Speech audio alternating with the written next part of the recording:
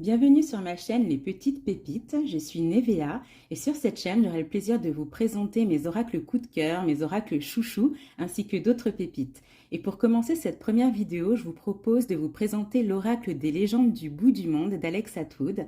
Alors si vous la connaissez, elle a déjà fait d'autres oracles, notamment l'oracle de la forêt de Gaïa que j'ai et que je vous présenterai certainement lors d'une autre vidéo. Donc pour ce nouvel oracle que j'ai reçu récemment, donc je l'ai reçu dans un joli pochon bleu, comme ceci, en velours. Alors il y a plusieurs options d'achat, hein. Vous pouvez l'avoir, vous pouvez l'acheter donc seul, ou alors avec le pochon. Il y a aussi une autre option avec des runes. Donc il y a différents tarifs, donc c'est accessible pour différents budgets. Donc j'ai choisi celui-ci avec ce pochon bleu qui est magnifique. Donc l'oracle est présenté dans une boîte cloche. Et au dos, il est écrit « L'oracle des légendes du bout du monde nous emmène vers des horizons lointains, empreints de légendes nordiques. Chaque symbole, chaque personnage, chaque lieu que vous découvrirez dans cet oracle est imprégné de significations profondes, puisées dans les légendes et les mythes des civilisations anciennes. Ces cartes divinatoires deviendront vos guides spirituels, vos conseillers et vos compagnons dans votre quête de compréhension intérieure. » Alors, on va ouvrir la boîte. Donc, il est présenté avec un livret. Il contient 130 pages à peu près, si je ne me trompe pas. Alors, on va regarder. Oui, il a 131 pages, hein, exactement. Donc, ce livret est en couleur. Excusez-moi pour la brillance, c'est pas toujours évident. Et voilà, le dos est comme ceci. Donc, au niveau du livret, l'oracle des légendes du bout du monde. On a une petite illustration ici. Donc pour le sommaire, il est constitué de l'avant-propos, prise en main de votre oracle, constitution de l'oracle, préparation au tirage, méthode de tirage, symbolique des cartes, prise de notes. Ensuite, on a un mot de l'auteur sur l'oracle, sur cet oracle. La prise en main de l'oracle. L'arbre est magnifique, vous le verrez, c'est cet arbre-là qui représente en fait, qui est présenté sur le dos de chaque carte, on le verra par la suite. Donc la constitution de l'oracle, alors il est constitué de personnages mystiques, donc il en existe 12 dans l'oracle des légendes du bout du monde. On a le capitaine, l'ermite, le passeur, le forgeron, Odin, l'incantatrice, Ondine, la sirène, le mage, l'apprenti, Poséidon et Freya. Ensuite, on a les symboles, je ne sais pas si vous voyez bien. Donc, il en existe 16, la rune, la plume, la lanterne, le parchemin, la longue-vue, la caravelle, le fer à cheval, le sablier, le portail, le gouvernail, le reflet, le grimoire, le chaudron, l'anneau, le trésor et l'arbre-monde. Ensuite, nous avons les animaux, il en existe 9, le léopard, le renne, les ours polaires, l'empereur, l'aigle, les cygnes, les loups, Pégase et l'hippocampe. Ensuite, nous avons les astres et les éléments. Donc, il y en a 6, l'aurore boréale, la lune rose, la vague, l'éruption, le soleil levant et l'étoile polaire. Puis, nous avons les lieux, il y en a 11 au total. Le village, la chute de glace, le sommet, l'igloo, le château céleste, la falaise, l'iceberg, la passerelle, le passage, la forêt et la mine de cristal. Ensuite, nous avons les messages des cartes, la préparation au tirage, les méthodes de tirage. Donc, elle propose un tirage à la coupe avec une carte, un tirage oui-non, le tirage à 3 cartes avec passé, présent, futur, le tirage en croix, qui est assez connu aussi, et le fameux tirage celtique. Et ensuite, on passe à la présentation et à la signification de chaque carte. Donc, c'est présenté toujours de la même façon. Vous avez le titre de la carte, une illustration. Ensuite, on a donc un petit résumé de la carte qui explique le symbole de la carte. On a ensuite donc les 5 mots-clés. Sur la carte, vous verrez, il y a un mot-clé principal, mais l'auteur vous en propose d'autres. J'avais oublié aussi de vous dire que pour chaque carte, elle mentionne aussi une citation. Puis nous avons l'interprétation de la carte, l'interprétation au tirage oui-non, ainsi que la guidance. Et c'est comme ça pour chaque carte. Et à la fin du livret, nous avons quelques notes si vous souhaitez ajouter vos petites remarques personnelles. Donc voilà pour le livret. Maintenant, nous allons découvrir ensemble les cartes qui sont, je trouve, vraiment magnifiques. J'adore le bleu comme ça. Donc c'est le dos de la carte avec cet arbre magnifique. Alors, on va commencer. Donc elles sont dans l'ordre. Alors, nous avons en carte numéro 1 le capitaine avec la maîtrise. Le village, sécurité. La rune pour la communication. La cascade de glace pour la purification. La plume, légèreté. Le renne, majesté. La lanterne, compréhension. Le léopard pour l'agilité. Le sommet, ascension. L'ermite pour l'isolement. Le parchemin, transmission. La lune rose, émotion. L'aurore boréale, enchantement. Qu'est-ce qu'elle est belle cette carte. La longue vue, vision. Le passeur d'âme, métamorphose.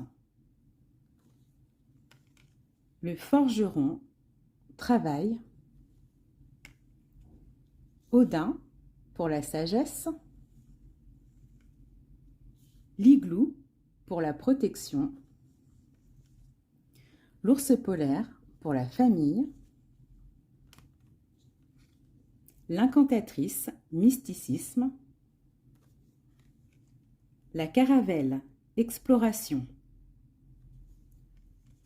L'empereur, humilité. Le fer à cheval pour la chance. Ondine, fluidité. La vague, déferlante. L'aigle pour la clairvoyance. La forêt pour l'harmonie. L'apprenti pour la connaissance. Le sablier pour l'attente. Les cygnes pour l'amour. Qu'est-ce qu'elle est belle. Le portail pour la transformation. Le château céleste pour la sérénité. La falaise pour la barrière. Poséidon, la force. La meute, loyauté. Le gouvernail, le cap. Le grimoire pour la magie. L'éruption pour la colère.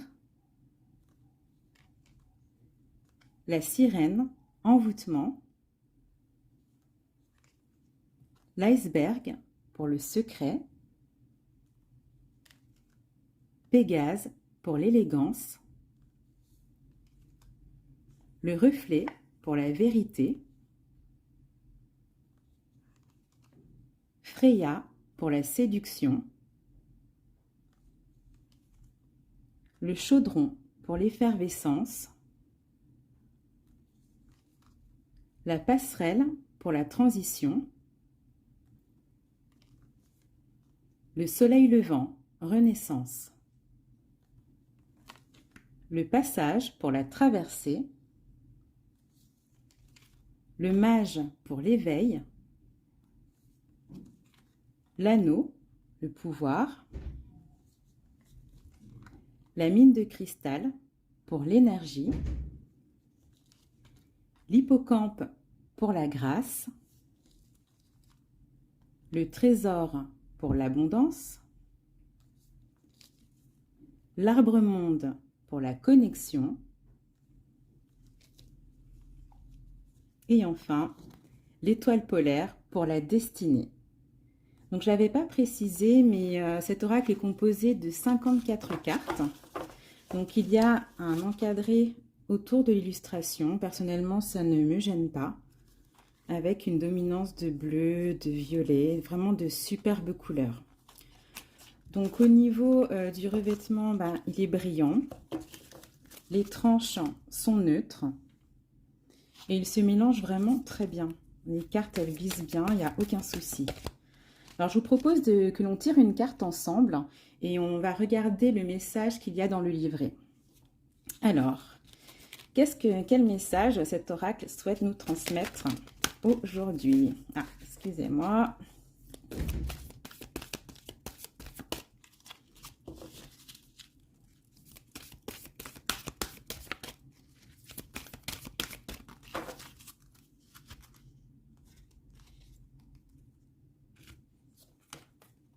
Ce sera le château céleste. Alors, nous allons découvrir le message qu'il y a dans le livret pour le château céleste. Elle porte le numéro 32. Donc, on le retrouve assez facilement dans le livret. Il est écrit « Le château céleste, représentation des rêves et de l'imaginaire. Le château céleste évoque la beauté et l'harmonie qui existent dans le monde spirituel, ainsi que la recherche de ces qualités dans la vie quotidienne. Symbole de quête du divin et de recherche de la vérité. » La citation est la suivante. « Si vous avez construit des châteaux dans les nuages, à présent, donnez-leur des fondations. » De Henri David Thoreau. Pour les mots-clés, donc comme je vous le disais, il y en a 5. Celui qui est sur la carte est sérénité. Et on a 4 autres mots-clés qui sont perfection, pureté, élévation et transcendance. Pour l'interprétation, il est écrit « Les jours à venir seront marqués par une profonde sérénité intérieure et un sentiment de perfection dans l'harmonie avec vous-même et avec le monde qui vous entoure. Vos intentions seront pures et vos émotions apaisées. Profitez de ces instants pour vous ressourcer et pensez aux fondations de votre existence avec douceur et bienveillance. Pour le tirage en une carte, en tirage oui-non, dans ce cas-là, si vous tirez cette carte, le message sera oui, la réponse sera oui. Et il est écrit « Le château céleste est propice à la protection de vos intérêts et de vos objectifs. » Enfin, pour la guidance, il est écrit « C'est le moment idéal pour vous connecter à votre moi intérieur et pour méditer sur les aspects les plus nobles de votre être. Profitez de cette période pour vous recentrer sur vos valeurs fondamentales et pour vivre avec une intention pure et bienveillante. » C'est vraiment un très très beau message. Mais écoutez, j'espère que cet oracle vous aura plu. Dites-moi en commentaire ce que vous en pensez, si vous aimez les illustrations, le type de message aussi qui est inscrit, si vous connaissez aussi Alex Atwood.